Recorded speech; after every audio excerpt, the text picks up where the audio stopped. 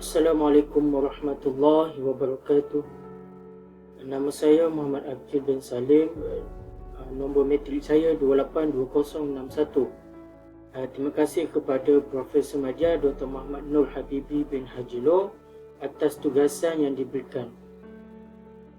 Baik, video ini akan berkongsi berkaitan dengan usul fiqh, iaitu yang pertama pengenalan usul fiqh, perbezaan antara usul fiqh dan qawaid fiqh, fungsi usul fiqh, kepentingan mempelajari usul fiqh dan juga tokoh-tokoh Islam dalam ilmu usul fiqh. Baiklah, kita pergi kepada yang pertama, iaitu pengenalan usul fiqh ataupun apa itu usul fiqh. Okey, ilmu usul fiqh adalah panduan utama ulama untuk berijtihad dan berfatwa. Secara umum ia ada kaitan dengan semua ilmu syariat dan secara khusus berkait rapat dengan ilmu fiqh. Pengertian usul fiqh dapat didefinisikan dari aspek bahasa dan juga istilah, iaitu kita pergi kepada pengertian bahasa usul. Menurut bahasa, usul fiqh terdiri daripada dua perkataan, iaitu usul fiqh dan fiqh. Usul kata jamak daripada perkataan aslu yang bererti asas, iaitu apa yang didasarkan sesuatu di atasnya sumber serta kaedah. Menurut istilah, perkataan asal aslu bererti dalil. Sebagai contoh, ulama mengatakan dalil tentang hukum masalah ini ialah ayat tertentu dalam Al-Quran. Pengertian bahasa iaitu fiqh. Perkataan fiqh menurut bahasa bermaksud mengetahui atau memahami tentang sesuatu, sebagaimana firman Allah Subhanahu wa taala, A'udzu billahi minasyaitonir rajim. Fama lihaula'il qaumi la yakaduna yafqahuna haditha. Maksudnya, maka apakah yang menyebabkan kaum itu hampir-hampir tidak memahami perkataan ataupun nasihat dan pengajaran. Surah An-Nisa ayat 78. Manakala fiqh menurut istilah mengetahui atau ilmu tentang hukum-hukum syarak bersifat amali yang diperolehi daripada dalil-dalil terperinci. Kita pergi kepada pengertian istilah usul fiqh. Ilmu membahaskan kaedah-kaedah yang digunakan oleh ulama mujtahid untuk mengeluarkan hukum syarak berkaitan perbuatan mukallaf daripada dalil-dalil tafsili. Contohnya kewajipan solat yang ditunjukkan menerusi dalil Al-Quran sebagaimana firman Allah Subhanahu wa taala, A'udzubillahi minasyaitonirrajim wa aqimus solah. Maksudnya, dan dirikanlah kamu akan sembahyang. Surah Al-Baqarah ayat 43. Berdasarkan nas tersebut, ulama usul fiqh mengeluarkan hukum-hukum syarak berbentuk amali daripada dalil-dalil tafsili.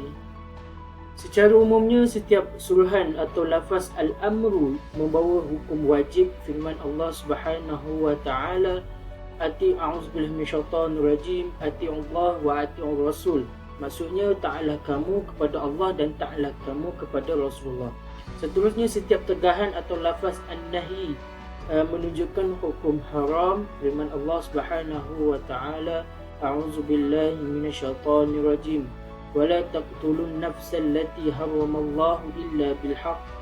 Dan janganlah kamu membunuh jiwa yang telah diharamkan oleh Allah membunuhnya, melainkan dengan jalan yang hak yang dibenarkan oleh syarak.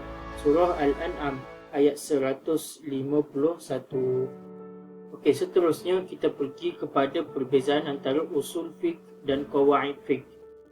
Yang pertama, usul fiqh merupakan ilmu tentang kaedah mengeluarkan hukum syarak daripada dalil-dalilnya seperti Al-Quran, Al-Sunnah, Ijma', Qiyas, Istislah, Istihsan dan sebagainya.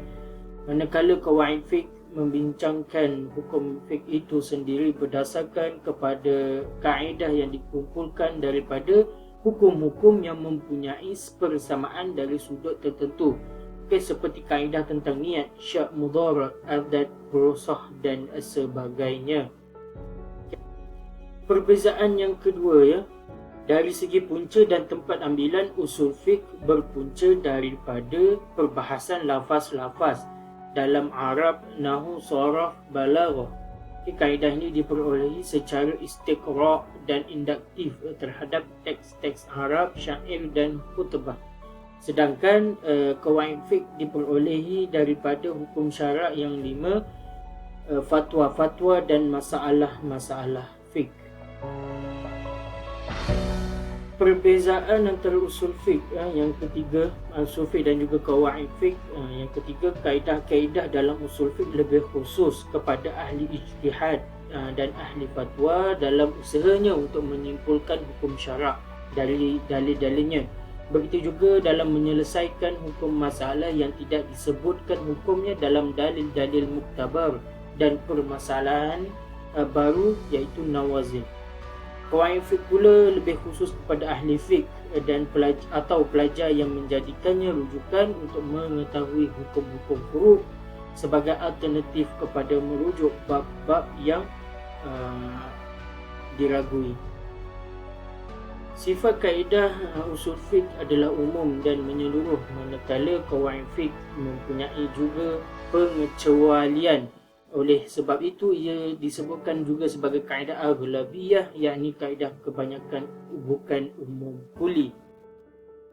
Ini adalah merupakan fungsi usul fiqh dalam Islam. Yang pertama, sebagai alat, cara dan metod untuk mendapatkan hukum syarak dari Al-Quran dan hadis, baik dalam hal akidah, ibadah, muamalah, uqubah ataupun hukuman dan akhlak.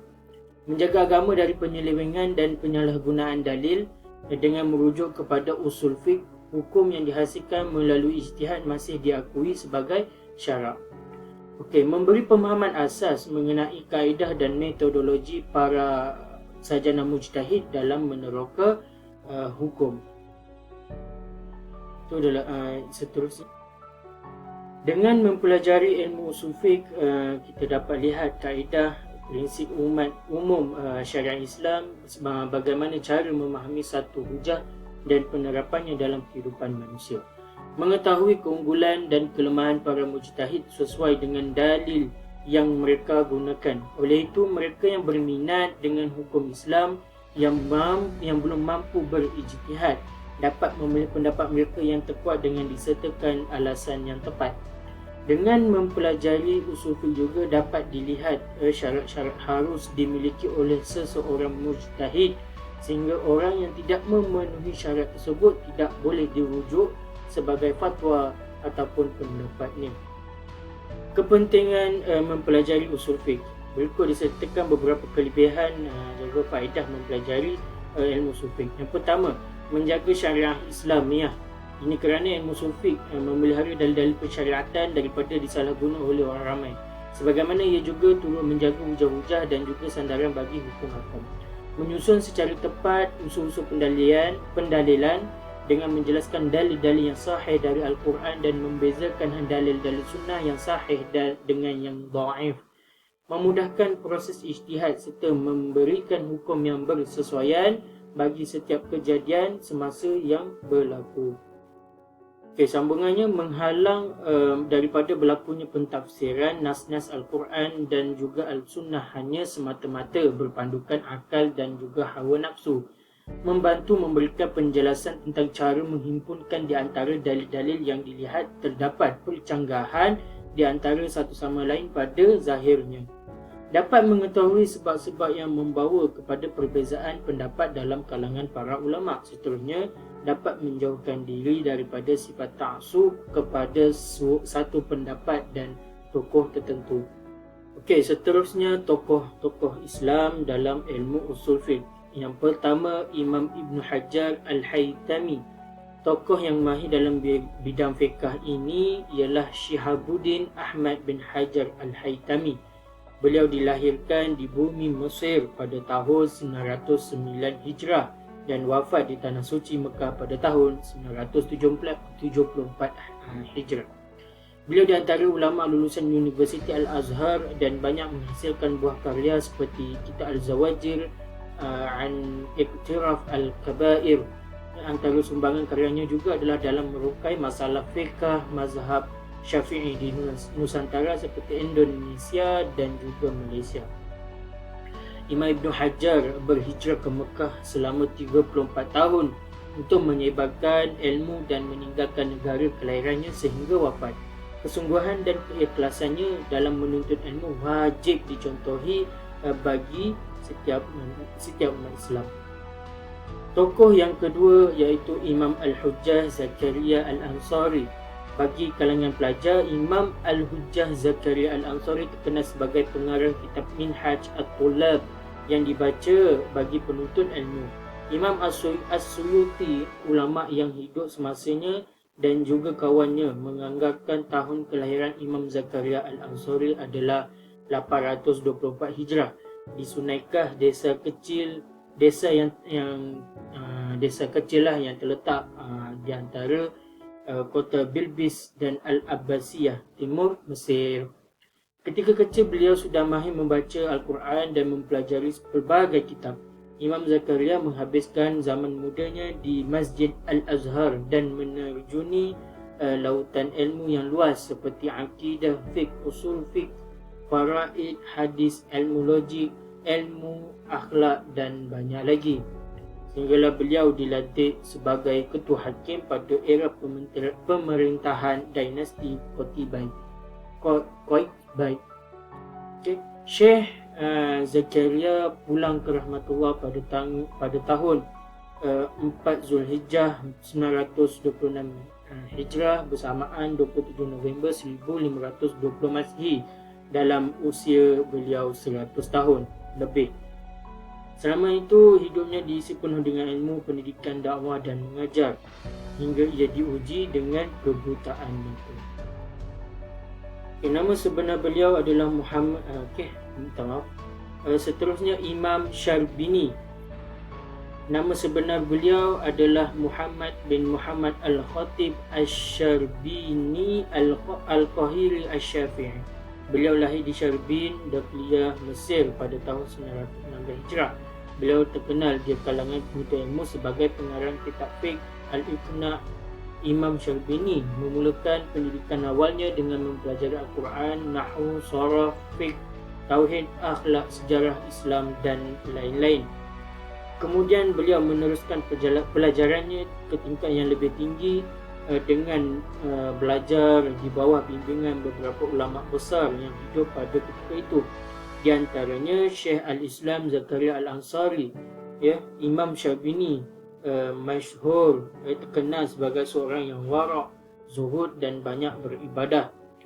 Diceritakan bahawa salah satu kebiasaannya ialah melakukan i'tikaf di dalam masjid sepanjang bulan Ramadan. Yang terakhir sekali, Imam Syafi'i.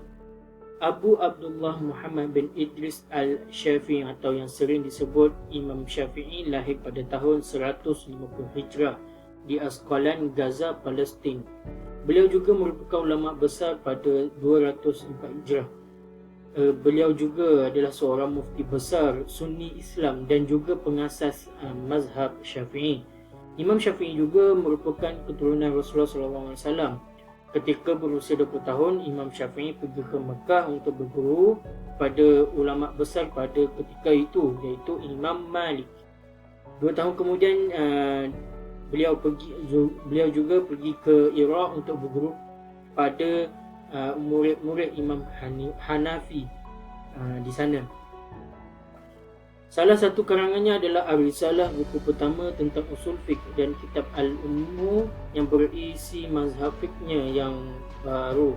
Imam Syafi'i adalah seorang yang mujtahid mutlak, imam fiqh, hadis dan usul. Imam Syafi'i juga memiliki sifat amanah, zuhud, wara', takwa, dermawan, tingkah lakunya yang baik, darjatnya yang tinggi. Imam Syafi'i wafat pada malam Jumaat menjelang subuh pada hari terakhir beliau, pada hari terakhir bulan Rejab tahun 204 Hijriyah pada usia 52 tahun di Kahirah, Mesir. Sekian daripada saya, Muhammad Akil bin Salim, nombor metrik 282061.